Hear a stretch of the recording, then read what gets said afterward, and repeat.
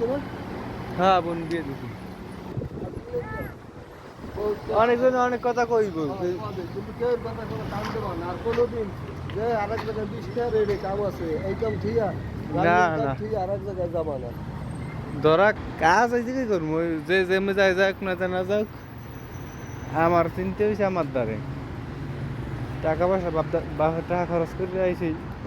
থাকলে এক সময় কাজে লাইন হবেই।